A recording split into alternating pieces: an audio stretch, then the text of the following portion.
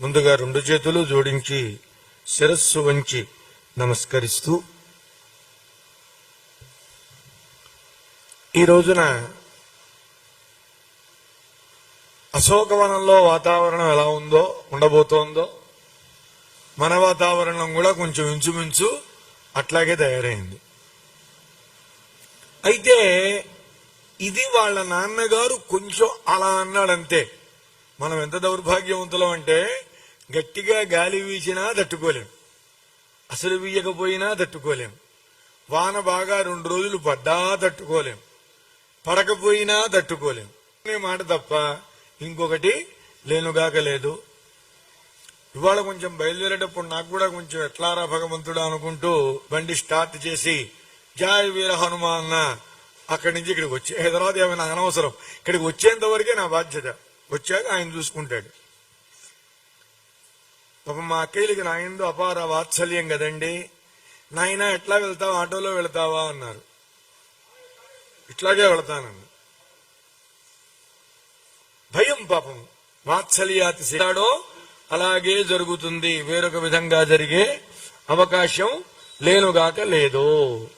అందువల్ల సీతమ్మ కోరితే నాయనా ఉండవయ్యా అంటే నేను ఉండనండి, ఏమీ తినండి, ఏమీ తాగనండి అని చెప్పి హనుమంతుల వారు బయలుదేరుతున్నారండి.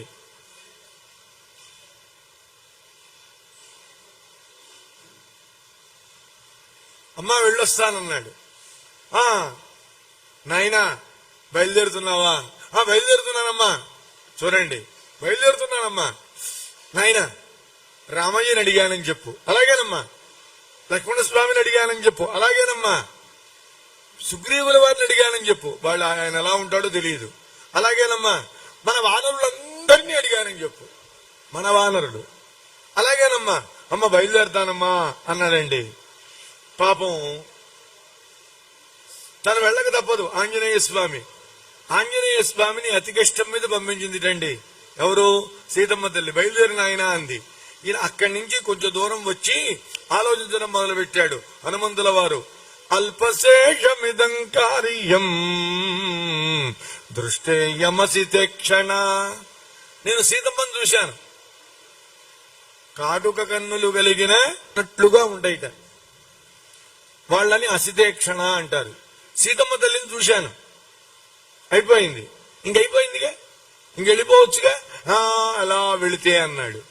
అల్పశేషమిదం కార్యం, అల్పశేషం ఇంకా కొంచెం మిగిలి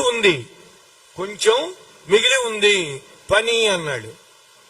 ఏమయ్యా ఏం పని మిగిలి ఉంది? ఇంకేముంది చూసావుగా, వెళ్ళొచ్చుగా. లేదండి, ఇక్కడ వీళ్ళకి త్రీనుపాయానతిక్రమ్య చతుర్థ ఇహ దృశ్యతే. ఇక్కడి వాళ్ళందరికీ 4వ ఉపాయం బాగా పనికొస్తుంది గాని మొదటి 1, 2, 3 ఉపాయాలు ఎంత మాత్రమూ కూడా పనికి రావు.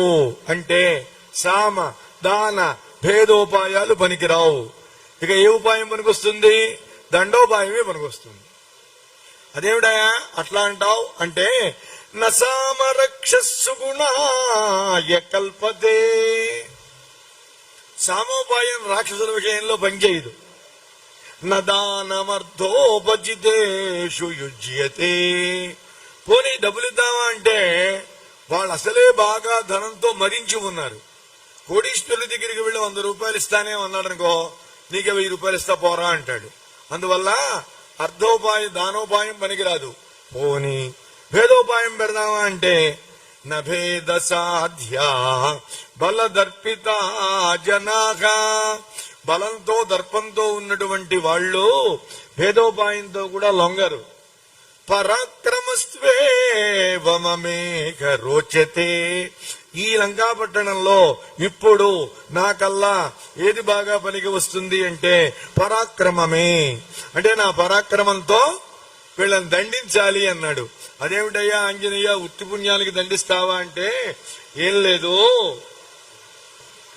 నాకు నేనుగానే వచ్చాను అంటే రావణాసురుడేం పిలుపు పంపించడు రమ్మని. నాకు నేనుగా వాడి దగ్గరికి ఎందుకు వెళ్తాను? వాడుగా నేను తీసుకుపోబడేట్టుగా చేసుకోవాలి. ఎలా ఆలోచించాడు ఆంజనేయ స్వామి? నేనంటే ఏమిటో అమ్మకి కూడా చూపించాలి, నేనంటే ఏమిటో అమ్మకి కూడా తెలియజేయాలి. చెయ్యాలంటే రాక్షసులతో యుద్ధం చెయ్యాలి.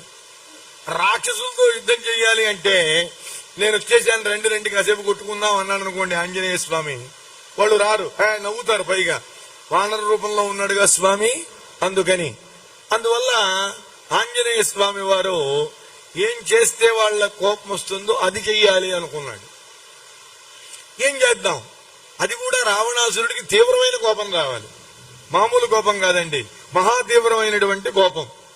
అందుకని ఇదం విధ్వంసయిష్యామి శుష్కం వనమివానలహ, ఎండిపోయినటువంటి అరణ్యాన్ని అగ్నిహోత్రుడు ఎలా తగలబెడతాడో ఈ నందనోపమ సమానమైనటువంటి ఈ అద్భుతమైనటువంటి అశోకవనం మొత్తాన్ని కూడా సర్వనాశనం చేస్తాను అన్నాడు.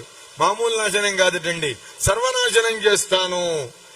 చేశావు, ఏమిటి నీకు లాభం? అస్మిన్ భగ్నే తతః కోపం కరిష్యతి దశాననః. ఈ అశోకవనాన్ని గనక ధ్వంసం చేస్తే కోపం కరిష్యతి దశానన